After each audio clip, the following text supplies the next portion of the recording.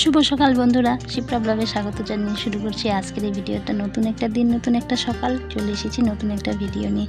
তো সকালের কাজ উঠান ঝাড় দেওয়া তো হয়ে গেছে, তো এখন এই যে গোবর ফেলতে চলে এসেছি।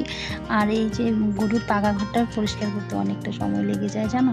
তো মানুষের পাকা ঘর তো শুধু জল দিয়ে মুছে নিলেই হয়ে গেল, কিন্তু এদের পাকা ঘর পরিষ্কার করতে যা ঝামেলা। তো গোবরগুলো আগে ফেললাম, আর এই খ্যারের ভেতর থেকে গোবরগুলো মানে ঘুরিয়ে ঘুরিয়ে বের করতে হয়। খ্যার শুধু তো আর ফেলে দিতে পারে না, এই খ্যার এনে শুকিয়ে আবার এদের বিছানা করে দিতে হবে। প্রতিদিন যদি এতগুলো করে খ্যার ফেলে দিই তাহলে তো বাড়িতে একদম খ্যারি ঠিক হয়ে যাবে, আর সমস্ত খ্যার কিন্তু শেষও হয়ে যাবে। তারপর ওরা কী খাবে, আর ওদের জন্য বিছানায় কী দিয়ে করবো।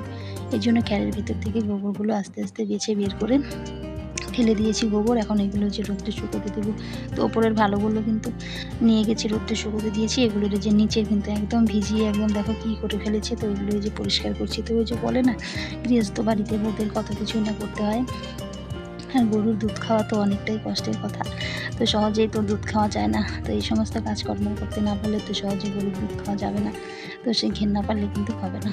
তো এই যেদিকে গোয়ালটা পরিষ্কার করলাম, আর বাইরে দেখো চকচকিয়ে কিন্তু রোদ্র উঠে গেছে। তো এই যে এগুলো নিয়ে কিন্তু দূরে ফেলে দিই।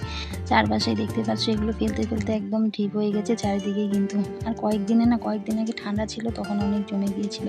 আর আমাদের এই যে দেখো পুচকে সোনা কি সুন্দর এখানটায় দাঁড়িয়ে আছে।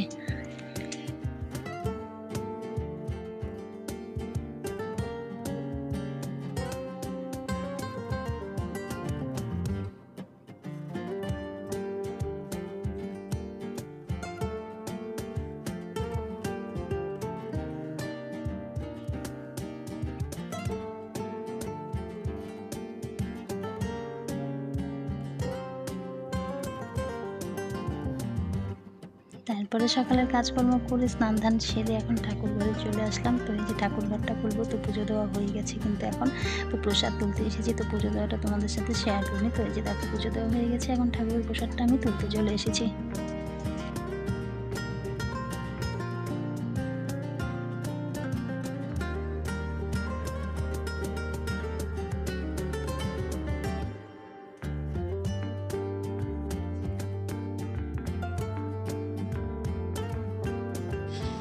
তারপর এদিকে রোদের মধ্যে বসে বসে আমি এদিকে সবজি কাটছিলাম। তো খাওয়া দাওয়া হয়ে গেছে, তো একটা জায়গায় যাবো, তো সবজিগুলো কেটে রেখে যাই। ভাবলাম এখন অনেকটা সময় আছে হাতের মধ্যে। তো এদিকে যে সবজি কেটে তারপরে মেয়ের স্কুলে যাব, মেয়েকে এদিকে স্কুলে ভর্তি করাতে। বাবাকে বললাম যেতে তো যাবে না, আমাকেই বলছে বারবার যেতে। তো এইদিকে দেখো আমাদের বাড়ির বুদের সংসার সামলাতে হয়, বাইরে কিন্তু বাচ্চা কাচ্চা নিয়েও কিন্তু দৌড়াদৌড়ি করতে হয়। হাজারবার বললাম আমার রান্না আছে বলে এসে রান্না করবে। তো ওই যে মেয়েকে নিয়ে গিয়েছিলাম স্কুলে, তারপর ওখান থেকে এসে তাড়াহুড়ো করে কিন্তু পরে রান্না করেছি।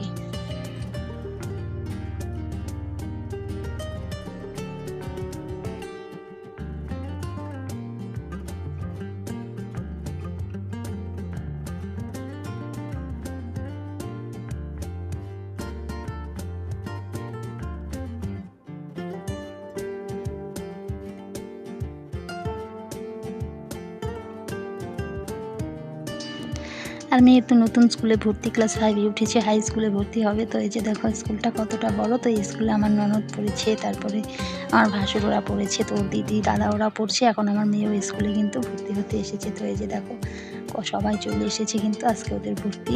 তো এই যে দেখো মাঠের মধ্যে কিন্তু এই যে আজকে আবার স্কুলে একটা ফাংশানও আছে। তো এই যে দেখো অনুষ্ঠান মানে কি, মানে স্টুডেন্টরা রান্না করবে, মানে সেই একটা অনুষ্ঠান আছে। তারপরে চলে এসেছি, রান্নার জোগাড় করছিলাম এসে। তো এদিকে হাঁড়িতে মাটি করে দিচ্ছি কিন্তু। তো এসে কিন্তু আবার শাড়িটাই পরলাম, কারণ সকালে শাড়িটা ধুয়ে গিয়েছিলাম। তো এসে দেখি শুকিয়ে গেছে, তারপর আবার এটাই পরে নিলাম। তাহলে বন্ধুরা আজকের ভিডিওটা এখানেই এন্ড করছি। দেখা হচ্ছে পরবর্তী কোনো এক ভিডিওতে। ততক্ষণে তোমরা সবাই সুস্থ থেকো, ভালো থেকো, সাবধানে থেকো। Tata, by.